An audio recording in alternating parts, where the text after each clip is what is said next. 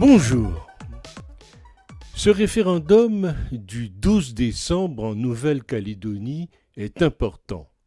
Depuis plus de 20 ans, le territoire vit avec l'épée de Damoclès de l'indépendance par l'intermédiaire de 3 référendums successifs prévus par les accords de Nouméa.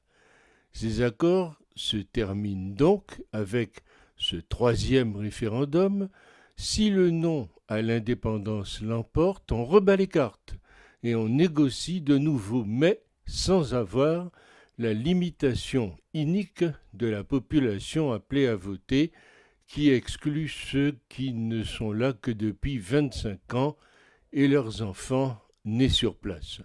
Donc, bien entendu, rien ne sera réglé si le non l'emporte, mais on pourra au moins déchirer le papier nommé Accord de Nouméa.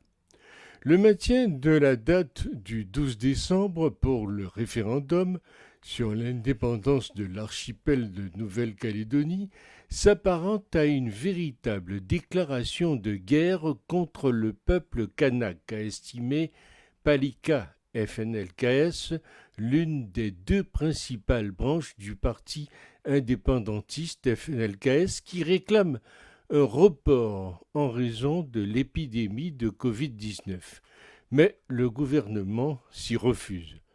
Les indépendantistes ne participeront pas au scrutin, mais ils n'empêcheront pas son organisation. C'est le signe qu'ils ne sont pas dans une logique de terre brûlée.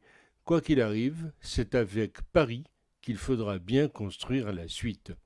Mais c'est un peu le monde à l'envers. Ce 3e référendum, ce sont les indépendantistes qui l'exigeaient. Ce sont eux aujourd'hui qui le boycottent. Quant aux loyalistes, ils ne le réclamaient pas, ils applaudissent à son maintien. D'où ce paradoxe, le vote du 12 décembre devrait être serré. Il n'y a désormais plus aucun suspense, mais jamais l'avenir de l'archipel n'a paru aussi incertain. Tout est bon pour éviter ce scrutin, pourtant prévu de longue date et surveillé par l'ONU. Le Covid est un prétexte qui ne marche pas, car cela n'empêche pas de voter, mais quelques réflexions s'imposent sur cette multiplicité de référendums. 3e référendum, mais c'est une vraie mascarade. Pourquoi pas en faire jusqu'au moment où les demandeurs obtiendront la majorité, puisque c'est apparemment ça qui est recherché depuis le début.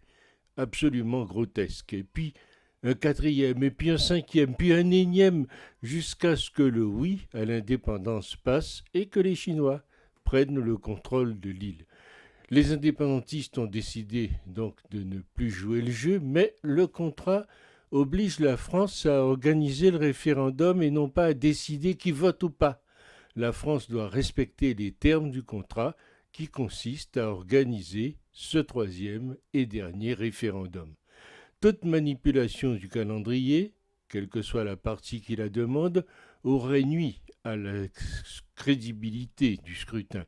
Il vaut mieux ne rien changer du tout afin de mettre un terme à un processus qui a suivi les règles et dont la régularité ne doit pas être entachée du soupçon de manipulation.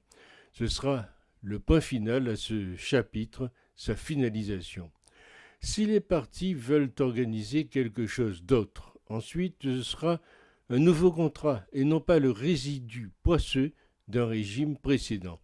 Une fois que le contrat sera honoré, rien n'empêche de discuter de la suite sur des bases de 2021 et non pas du siècle passé, avec des acteurs actuels et non pas ceux du siècle dernier. Que disent en effet les jeunes Kanaks? Il y a bien des jeunes parmi les Kanaks. Nous faisons du blabla, des atermoiements, de la politique politicienne, tandis que les Chinois envahissent, s'installent silencieusement et prennent le pouvoir. Le pragmatisme totalitaire et le nombre ont prise sur les discussions démocratiques. La France sera-t-elle suffisamment bête pour se laisser berner ?